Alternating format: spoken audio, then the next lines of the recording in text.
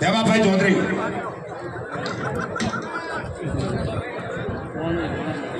બોલો ભારત માતા કી, ભારત માતા કી જય જવાન। ખૂબ ખૂબ આભાર।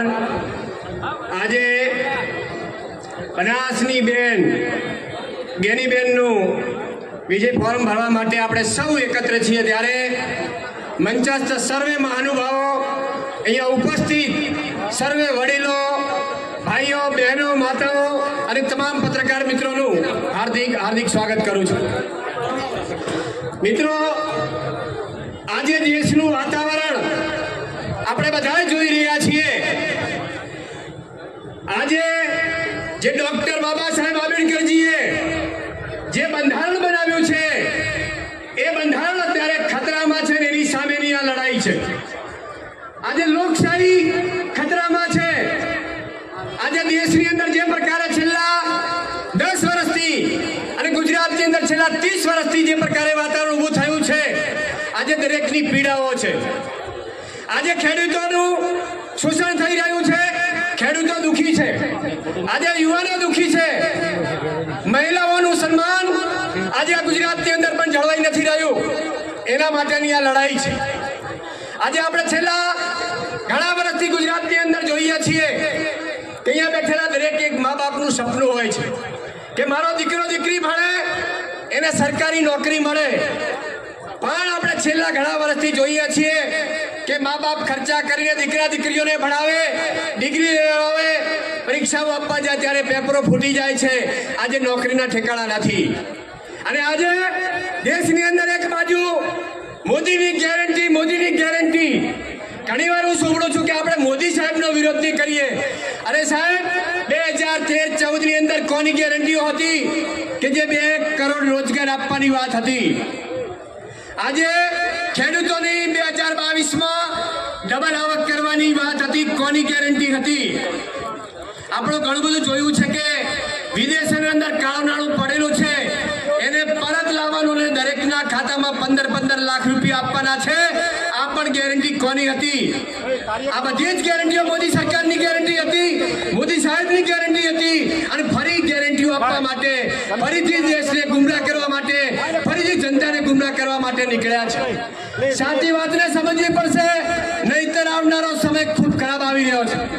ખાસ કરીને બનાસકાંઠાની અંદર આજે એક પણ ઉદ્યોગ નથી, ઉદ્યોગ સમાન એક પણ માત્ર ડેરી છે, અને ડેરીની અંદર કયું વાતાવરણ ચાલી રહ્યું છે આપણે બધા જોઈએ છીએ।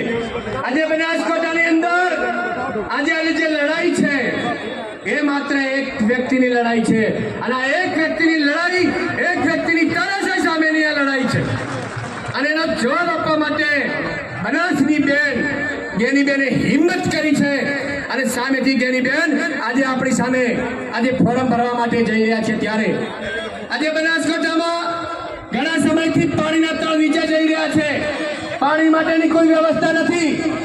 સુજલામ સુફલામ કેનાલ હોય, ખેડૂતોએ વારંવાર લડવું પડે છે। જ્યારે કોઈ પણ ચૂંટણી આવે, વિધાનસભા હોય, પેટા ચૂંટણી હોય કે લોકસભા, ત્યાર પૂરતી ખાલી કેનાલોને ચાલુ કરવામાં આવે છે, પછી ભલે આવેદન પત્ર આપતા રહો। આજ જુઠ્ઠાણા ફેલાવનારી ભારતીય જનતા પાર્ટી સરકારને ઓળખવાનો સમય આવી ગયો છે। આવનારા સમયની અંદર જો હજી નહીં ઓળખીએ તો આપણા દીકરાનું ભવિષ્ય પણ ખતરામાં છે, અને એટલા માટે આપણા બાળકોની, આપણા પોતાના અસ્તિત્વની લડાઈ માટેની આ ચૂંટણી છે। આ ઠાકોર સમાજની ચૂંટણી નથી, આ ચૌધરી સમાજની ચૂંટણી નથી, આ બનાસકાંઠાને બચાવવા માટેની અને એક વ્યક્તિની જે તાનાશાહી છે એ તાનાશાહી સામેની આ ચૂંટણી છે।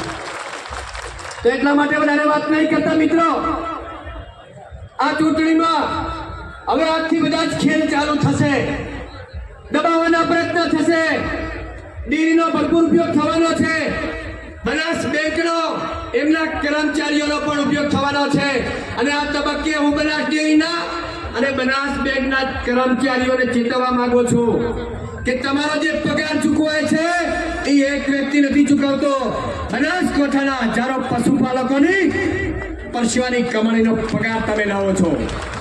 અને એટલા માટે કહું છું કે આ વખતે જો કોઈ એવા કર્મચારી પણ જો નજરે પડશે, ચૂંટણી પંચ કોર્ટમાં પણ એની વ્યક્તિગત ફરિયાદ દાખલ કરવામાં આવશે, ચાહે ચૌધરી સમાજનો હશે કે કોઈ પણ કર્મચારી છે, ત્યારે છોડવામાં નહીં આવે. મિત્રો, લોકશાહી છે, લોકશાહીની અંદર દરેકને અધિકાર છે, પણ જે સંસ્થાઓ વડાઓએ બનાવી છે. અત્યારે હાલ એક વાતાવરણ બનાસકાંઠામાં ચાલી રહ્યું છે કે ગલબા કાકાનું રોડ ચૂકવવું છે, ગલબા કાકાનું રોડ ચૂકવવું છે. અને ગલબા કાકાના નામ ઉપર વોટ લેવા જે લોકો નીકળ્યા છે એમને મારે કેવું છે કે પહેલા તો ગલબા કાકાના વિચારો તમારા જીવનની અંદર ઉતારો, પછી નીકળી પડો તમે વાત કરવા માટે. કારણ કે બનાસકાંઠાની અંદર ગલબા કાકાએ તો નાનામાં નાના પશુપાલકની ચિંતા કરી હતી, નાનામાં નાના વ્યક્તિને સાંભળ્યા હતા. પરંતુ છેલ્લા ઘણા સમયથી એક વ્યક્તિની દાદાગીરી, એક વ્યક્તિની તાનાશાહીથી આજે આખું સહકાર માળખું સાહેબ ભયભીત છે. કોઈ ડેરીમાં જઈએ તો ડેરી બંધ કરવાની વાત થાય, પશુપાલકનું દૂધ બંધ કરવાની વાત થાય. તો મિત્રો, આ બધા જ મુદ્દાઓને યાદ રાખવા માટેનો ચૂંટણો છે. કાલે ચૂંટણી પતી જશે, પણ આવનારા સમયમાં આપણા બાળકોનું ભવિષ્ય ખતરામાં છે, ખેડૂત પણ ખતરામાં છે. અને એના માટે મિત્રો, કોઈ પણ જાસામાં આવ્યા વગર, કોઈ પણ સમાજવાદમાં આવ્યા વગર, કોઈ પણ વ્યક્તિવાદમાં આવ્યા વગર બહુમતીથી આપણે ગેનીબેનને સચિવ બહુમતીથી જીતાડીએ, એના માટે નમ્ર અપીલ કરું છું. કારણ કે મિત્રો, આ જવાબદારી આપણે સૌએ લેવી પડશે. એક એક વ્યક્તિ સુધી, એક એક ઘર સુધી આપણે ગેનીબેન બનીને વોટ લેવા માટે જવું પડશે. 7 તારીખે મતદાન છે અને એ દિવસે આપણે સૌએ જંગી બહુમતીથી મતદાન ગેનીબેન તરફી કરી અને બનાસની બેન ગેનીબેનને જોતાડવા માટે, જંગી બહુમતીથી જીતાડવા માટે એક ચૌધરીના દીકરા તરીકે નમ્ર અપીલ કરું છું કે આવી બેન ક્યારે ફરી બનાસને નહીં મળે. એટલા માટે આપ સૌને મારી નમ્ર અપીલ છે. જય ભારત, જય જવાન, જય કિસાન.